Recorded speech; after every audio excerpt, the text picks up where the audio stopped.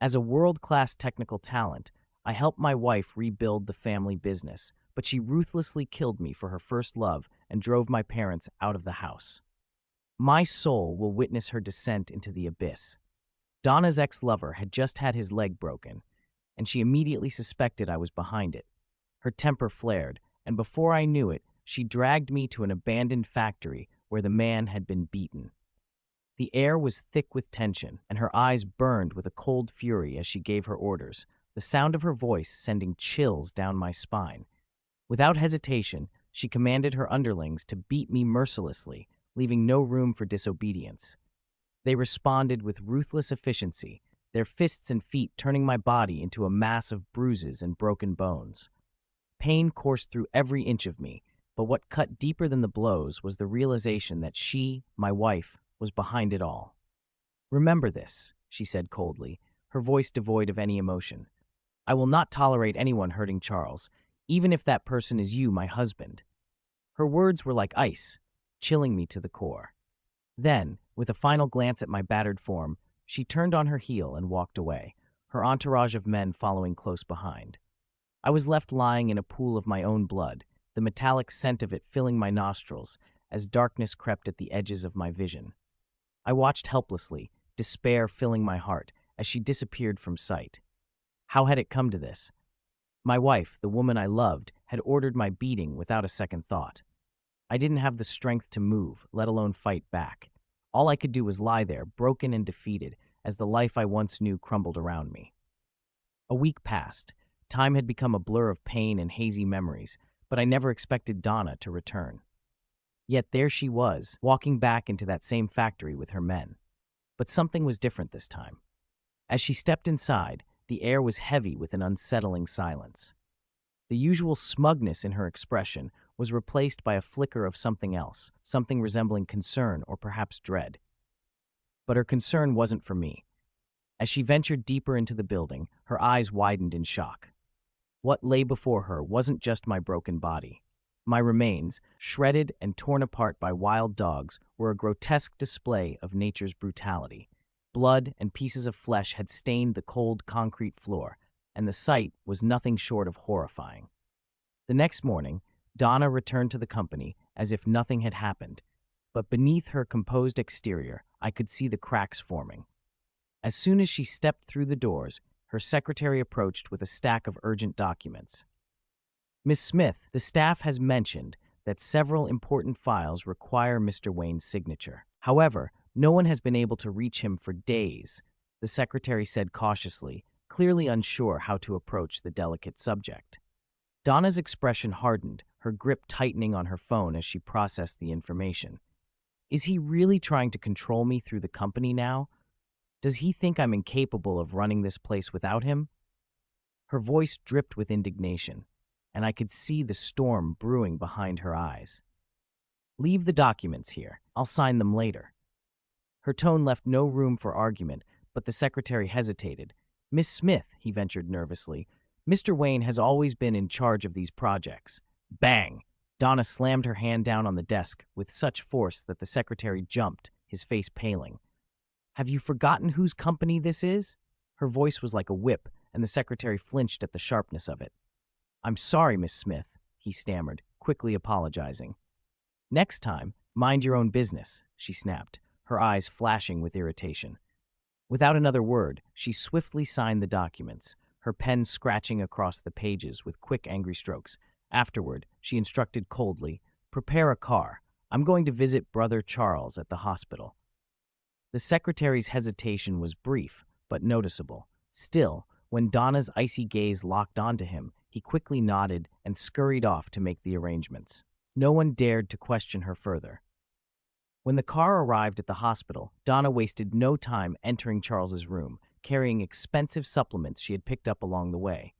Charles, who had been reclining comfortably and chatting on the phone with someone, immediately struggled to sit up the moment he saw her enter. "Donna, what are you doing here?" His voice held a note of surprise, but also relief. Donna rushed to his side, gently helping him lean back against the bed, her tough exterior momentarily softening. "Brother Charles, how are you feeling? Does your leg still hurt?" she asked, her voice laced with concern that seemed almost out of place for someone so ruthless. Charles smiled weakly. It aches a little, but it's not serious anymore. Thanks for going through the trouble of visiting me, Donna. His tone shifted slightly, curiosity creeping in. But Donna, I haven't been back in the country for long. I don't remember crossing anyone. Who would want to hurt me like this? Humph. Donna's expression darkened instantly. This is undoubtedly James's doing. Who else would dare? He's the only one petty enough to go after you like this. James? Charles raised an eyebrow in disbelief. I don't think he's the type to do something like this. Besides, you're married now, Donna. We're just siblings. Why would he target me? Who else could it be? Donna's agitation flared again, her voice growing more forceful. I knew he was petty, but I never thought he'd stoop this low. Brother Charles, this is my fault. You're in trouble because of me, but don't worry. I've already taken care of him. I taught him a lesson he won't forget at that factory. Her voice dripped with venom as she added, and I'll make him pay twice over for what he did to you. Charles let out a deep sigh, his eyes reflecting a weariness. Even if it was him, it's probably because of something I did. I thought things would stay the same between us, but I see now that some things just can't go back to how they were.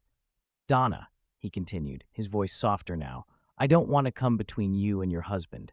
Once my leg heals, I'll head back overseas. I don't want to be a burden to you any longer. Brother Charles, please don't go.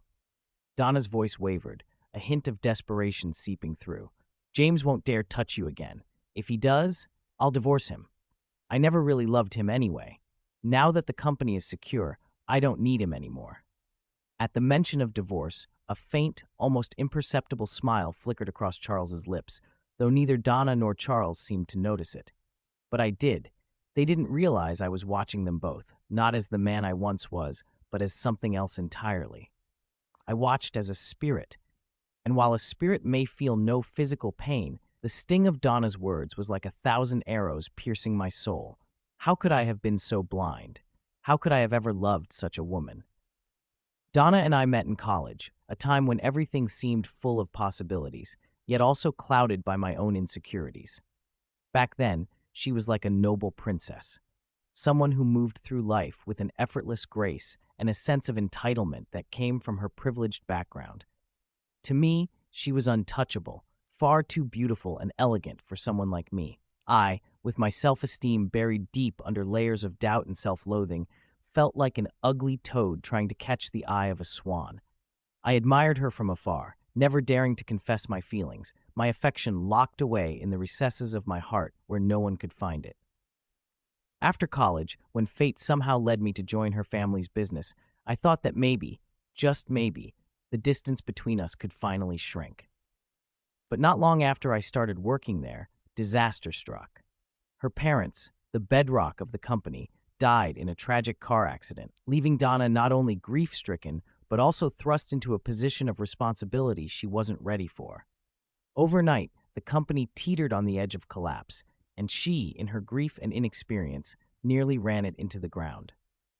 I couldn't stand by and watch her lose everything. With determination, I threw myself into the business, working tirelessly to improve my skills, studying day and night, learning every aspect of the company. I poured my heart, my soul, and every ounce of energy I had into it. I even brought forward projects I had been developing since my college days, things I had once dreamed would help me start my own venture. But I gave them to the company, to her, because I wanted to see her succeed, to see her smile again.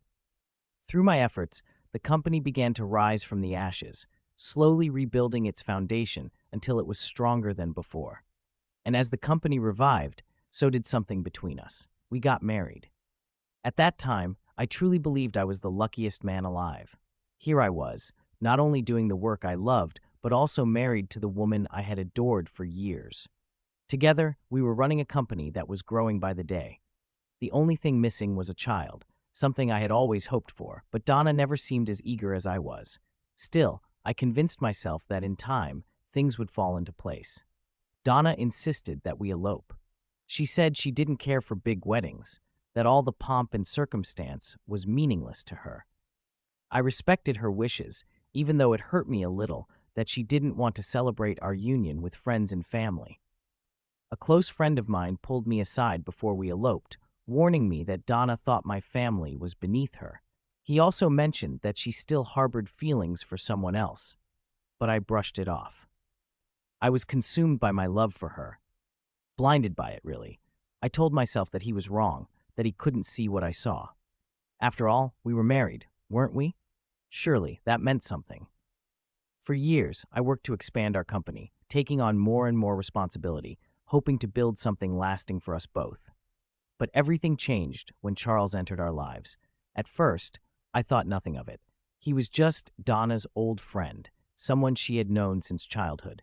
But slowly, I began to notice things. Little things, like the way her eyes lit up when she looked at him, a spark that I had never seen when she looked at me.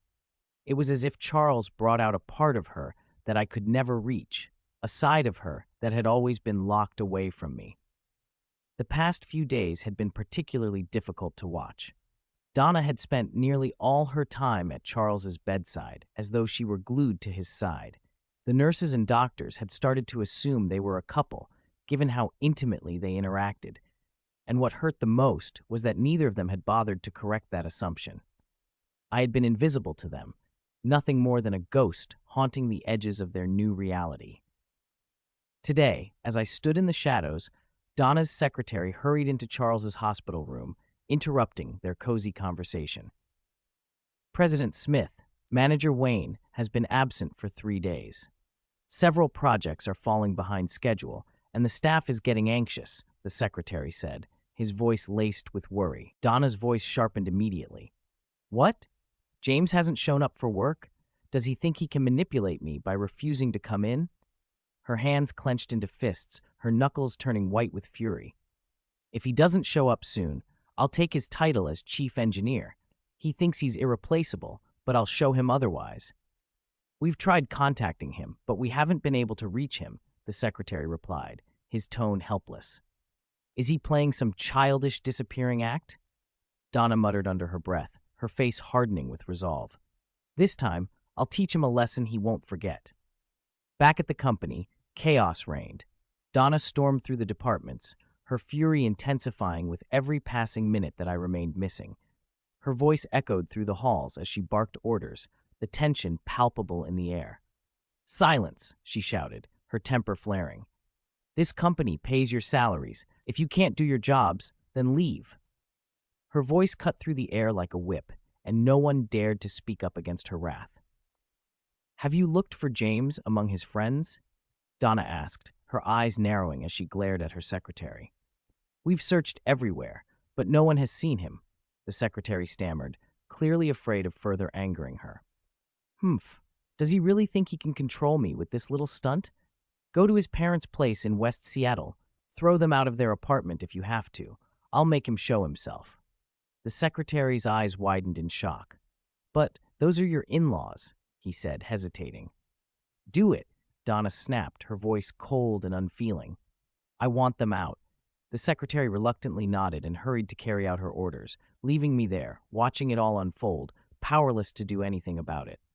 I had never imagined Donna could be so ruthless. Even if our love had faded, we had been married for years. I had stood by her through everything, helped build this company from the ground up, sacrificed so much for her. And now, she was willing to throw my parents out onto the streets just to force me to come back. Where was her conscience? Where was the woman I had fallen in love with?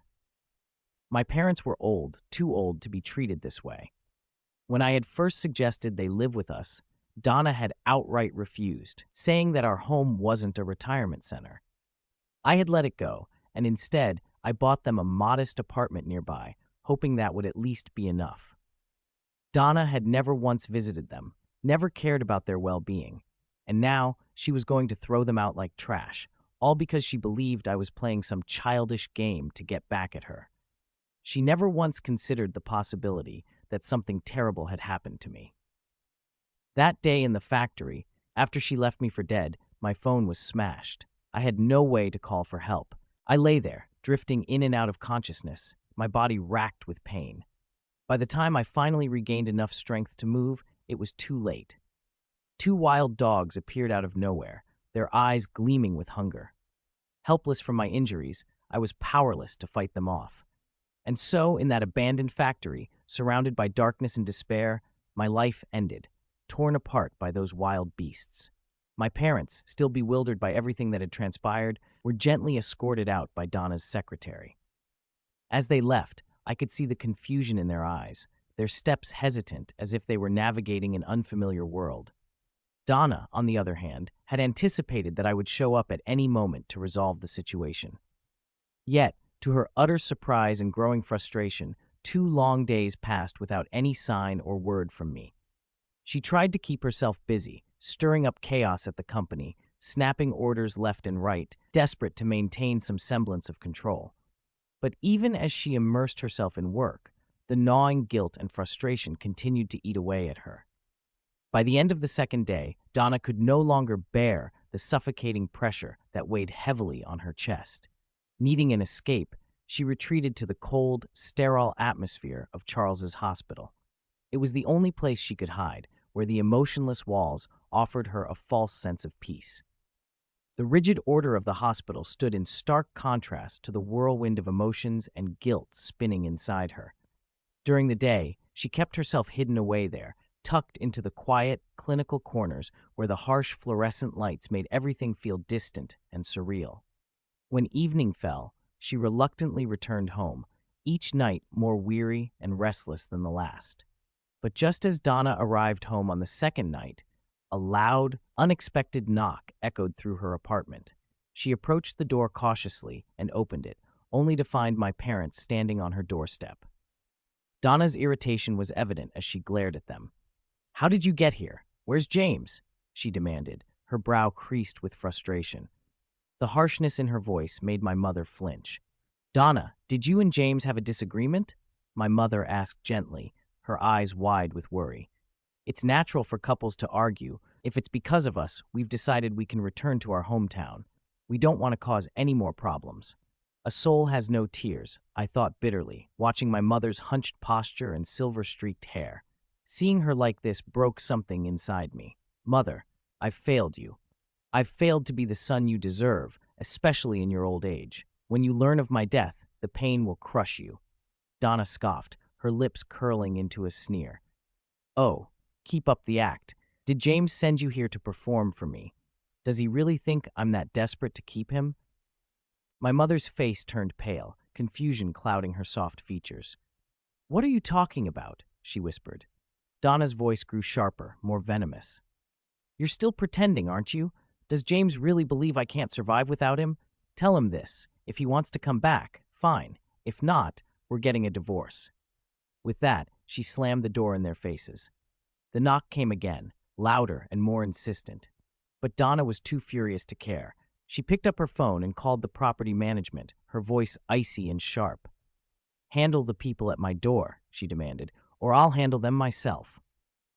Soon, the knocking stopped, and Donna was left in the cold silence of her apartment, too angry to even sit still. My rage simmered as I watched her, helpless in this spiritual state. If only I could, I would have torn her apart right then. The hate I felt for her surged through me. I didn't hate her when she falsely accused me of arranging Charles's beating. I didn't even hate her when I was dragged away and mauled by those feral dogs. But now I despised her with every fiber of my being.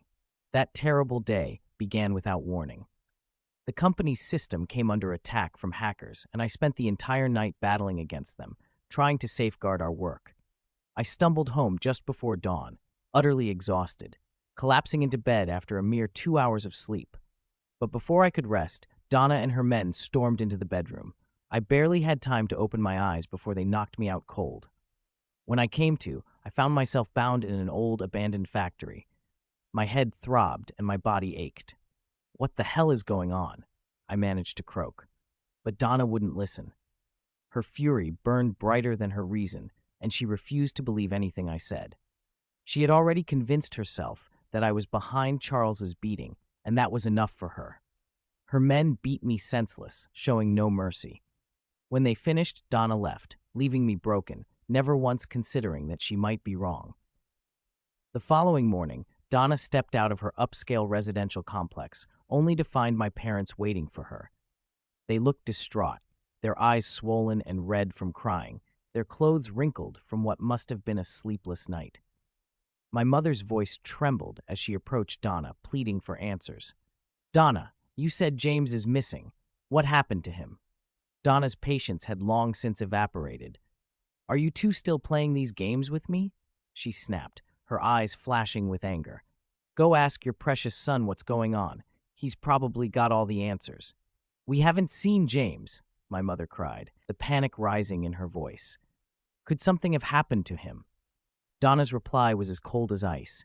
"He'd be better off dead." She turned on her heel, leaving my parents standing in stunned silence as she got into her car and drove away. I watched as my mother's legs gave out beneath her, her body crumpling to the ground from the sheer weight of grief and exhaustion. "Mom!" I shouted, but my voice was nothing more than a ghostly whisper in the air. There was nothing I could do but hover nearby, powerless. Meanwhile, Donna's car pulled into the company's parking lot, where a cluster of anxious employees awaited her. As she stepped out, they swarmed her with questions, panic evident on their faces. "Miss Smith, our system was attacked last night," the head of IT stammered. "We've tried everything, but it's completely down. The clients are furious." "Then fix it," Donna barked. "We can't. Only Mr. Wayne has the expertise to fix something like this," the man replied helplessly. Donna's face twisted in anger. "Then where the hell is James?" she demanded. Her secretary approached, pale and shaking. "Miss Smith, we may have found him." Donna's eyes narrowed, her anger darkening. "Take me to him at once," Donna growled, her voice seething with barely restrained fury. Her patience, which had already been stretched thin by the ongoing chaos, was now on the verge of snapping completely. Her hands clenched into tight fists at her sides, and the thin veneer of composure she had maintained was crumbling.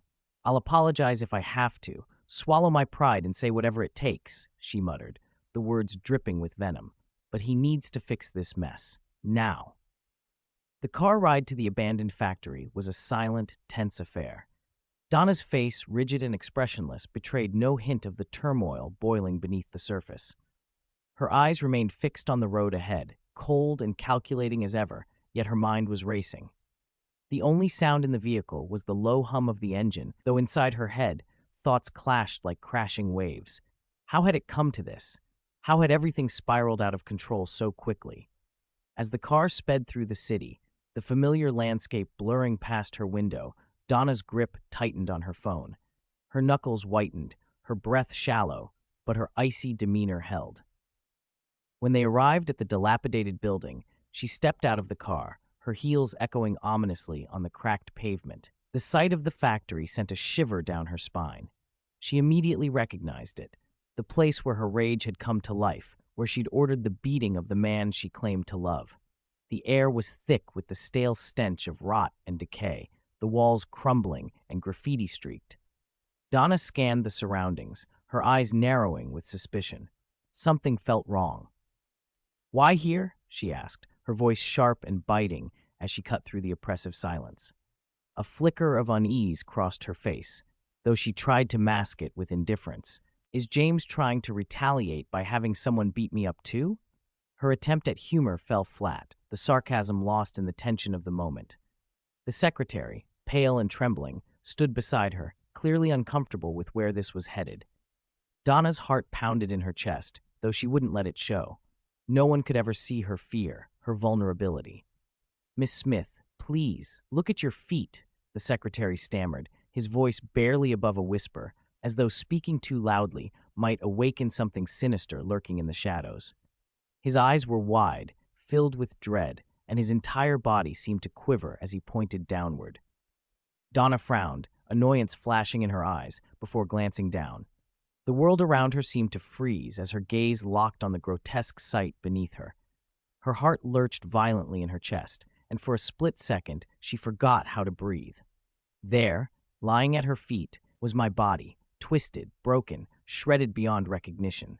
Blood stained the ground beneath me, pooling around my lifeless form like a macabre painting. My face, once familiar and warm, was now a grotesque mask of death.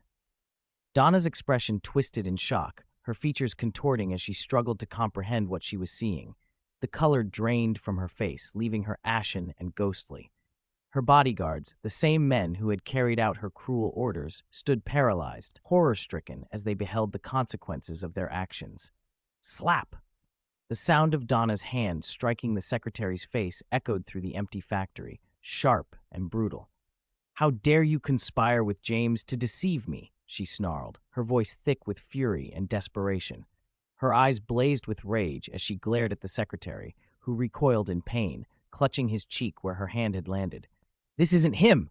This isn't my husband!" she screamed, her voice rising in pitch, as if shouting louder would make the truth go away.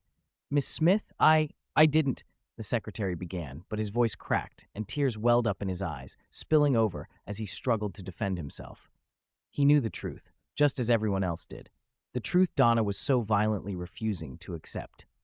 "Bury the body, now." Donna's words were icy, emotionless, as though she were ordering the disposal of garbage, not a human life. There was no flicker of remorse, no hesitation. Her cold, unfeeling gaze remained fixed on the corpse at her feet, but her mind had already moved on to the next step. The men, terrified and confused, moved to obey without question. They had been complicit in my death, and now they were being ordered to erase all traces of it, to wipe away the evidence of their guilt. As they hastily buried my body in the dirt and cleaned up the scene, Donna stood still, her face unreadable. The wind whipped around her, stirring the dust at her feet, but she remained unmoved, her posture rigid, as if she were made of stone. She watched them shovel the dirt onto my lifeless form, her eyes dark and hollow. No tears fell, no sign of grief, only an unbearable silence stretched between her and the grim scene. Back at the company, the air was thick with nervous tension. Employees whispered among themselves, their faces drawn with worry as they waited for news of my return, of the company's salvation. They glanced up expectantly as Donna entered the building, alone.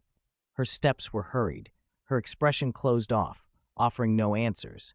She ignored their anxious inquiries, brushing past them as though they didn't exist, and made her way straight to her office. Once inside, she slammed the door shut behind her, locking herself away from the prying eyes of her employees. Her chest heaved as she tried to steady her breathing, but her mind was spinning. She collapsed into her chair, her fingers trembling as they hovered over the desk. "That wasn't James," she whispered, her voice barely audible, as though speaking any louder might break the fragile lie she clung to. Her body shook, her hands gripping the arms of her chair tightly as she rocked back and forth, trying to convince herself. "He's trying to deceive me. That bastard. I'm getting a divorce." The bitter laugh that escaped her lips was hollow, devoid of any real emotion. She was trembling now, her entire being consumed by fear, not of what she had done, but of what might come next. The weight of her actions, the finality of it all, gnawed at the edges of her mind, but still, she refused to acknowledge it. She refused to feel the gravity of the life she had taken. And there I stood, watching her from the shadows, my ghostly form invisible to her and everyone else. A bitter smile curled on my lips, cold and twisted. Even now, in the aftermath of my death, there wasn't an ounce of guilt or sorrow in her heart. All she feared were the potential consequences of her actions, the repercussions of her choices. But never, not for a moment, did she consider the life she had so carelessly destroyed. Chapter 3: Betrayal's Reckoning. Problems continued to escalate within the company, as my prolonged absence created a significant void that no one seemed able to fill or address adequately. Our business primarily specializes in providing technical support for office software to our numerous clients. As my absence dragged on, issues began piling up uncontrollably. Initially, minor bugs and glitches in the software were relatively easy to fix. However, these minor issues quickly snowballed into full-blown crashes affecting several of our major clients. The problems rapidly multiplied, creating a chaotic and stressful environment among our staff. Amidst this mounting turmoil and crisis, the head of our tech department, feeling overwhelmed and frustrated by the escalating issues, ultimately decided to resign. His sudden and unexpected departure left the company in a state of complete disarray, with no leadership in place to guide the tech team through the ongoing crisis. This was precisely the moment when Donna should have stepped up and taken charge. She should have risen to the occasion, demonstrating the strength and decisiveness she had always claimed to possess.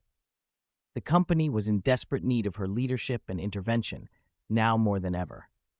However, instead of stepping into the breach and providing the necessary guidance, Donna chose to retreat to the hospital, where Charles was laying in recovery from his injuries. It seemed her priorities were now focused elsewhere.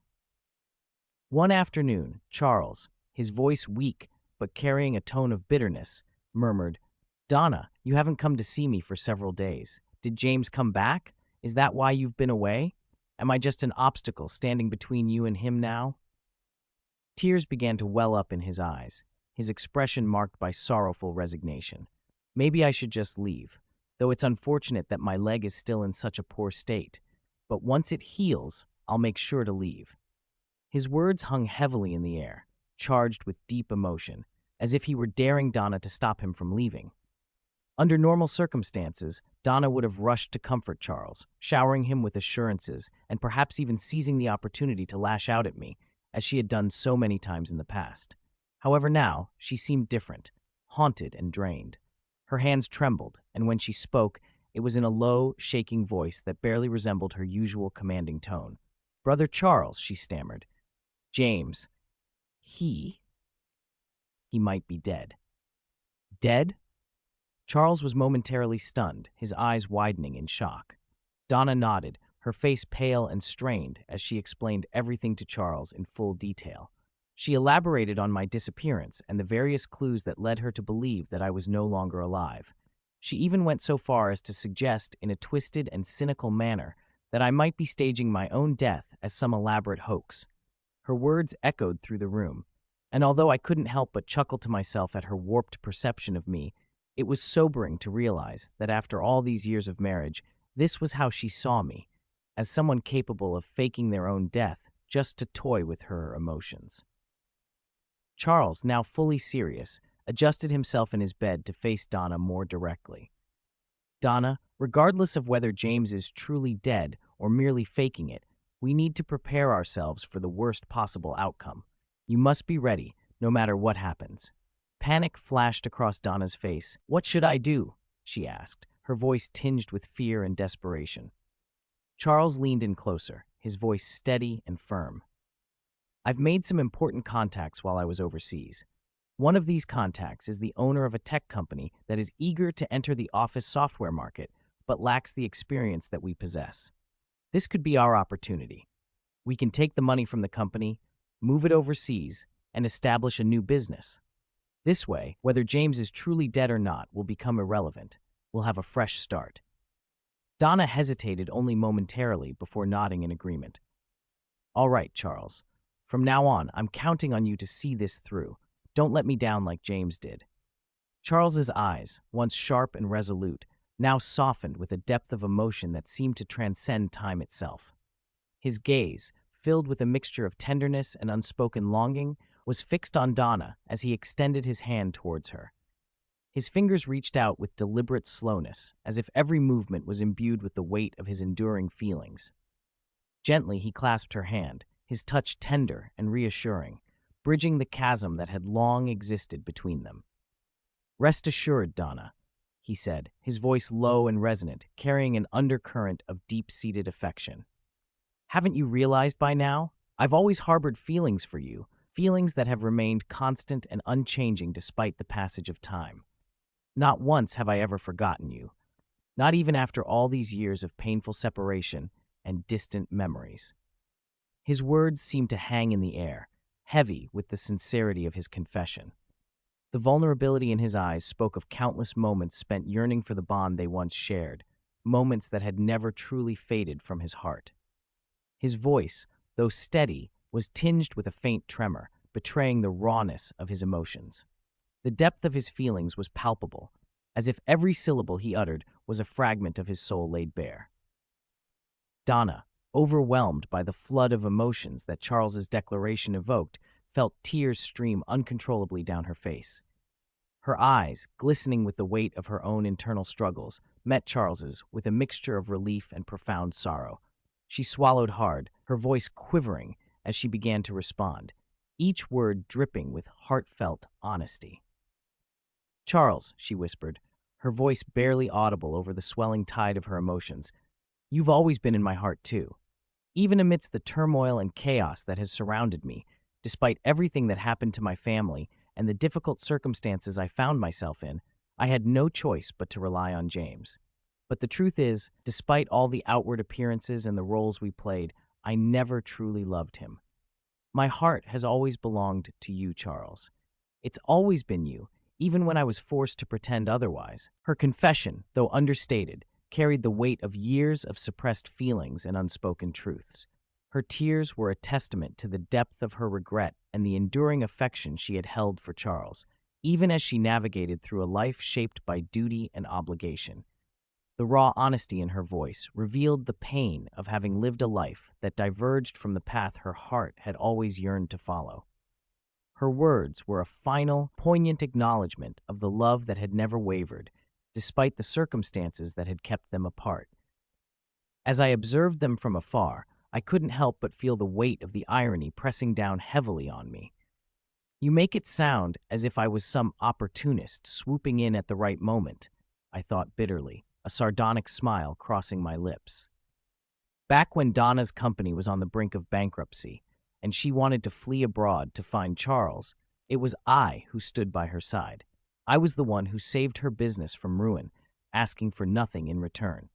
My parents, who had always dreamt of having grandchildren, would never see that wish fulfilled because Donna didn't want children, and I respected her wishes.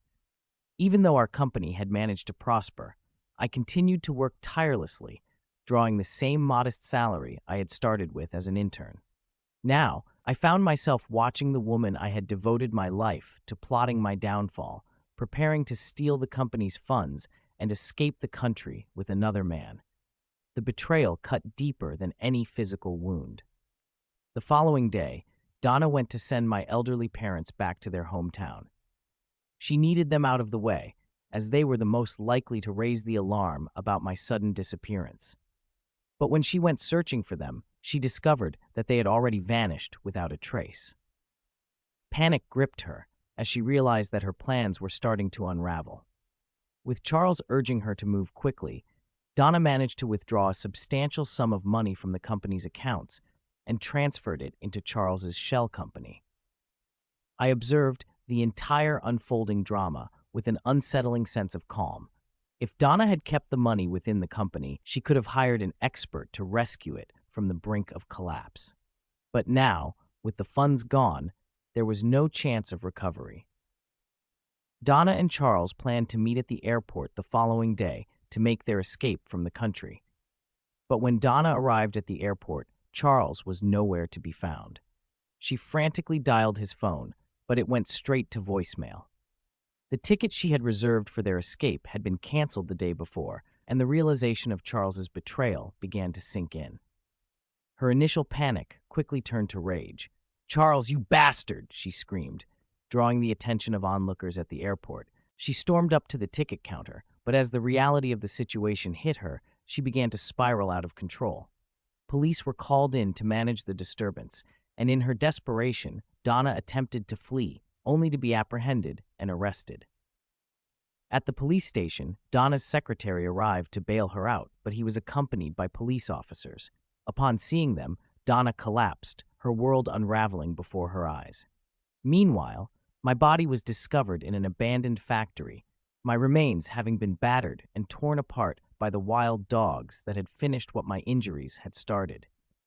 My parents, upon seeing my lifeless body, fainted from the shock and trauma. However, their determination, combined with the efforts of my younger sister, who had always harbored feelings for me from afar, ensured that Donna was brought to justice. The news of Donna's treachery and the grisly details of my death spread rapidly across the internet, sparking a storm of outrage and indignation. The autopsy report revealed the full extent of my suffering before the wild dogs had found me.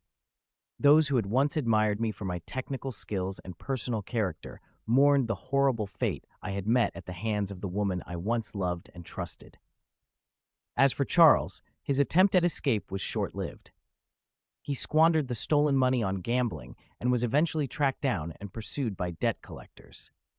In a final twist of fate, Charles was struck by a truck while fleeing from his pursuers, meeting a violent and grisly end. In court, Donna showed no sign of remorse or regret. "I didn't kill James. How was I supposed to know that wild dogs would tear him apart?" she ranted desperately, still trying to absolve herself of any wrongdoing. But her words fell on deaf ears, and nothing could save her from the consequences of her actions. From beyond, I watched the entire sequence of events unfold, feeling a strange and unexpected sense of peace. All the resentment and pain I had harbored seemed laughable and trivial in hindsight. As the world around me faded from view, I felt myself being drawn towards a warm, comforting light. Two final tears slipped from my soul as I realized how many people I had let down, all for the sake of someone who was never truly worthy of my love and devotion. The end.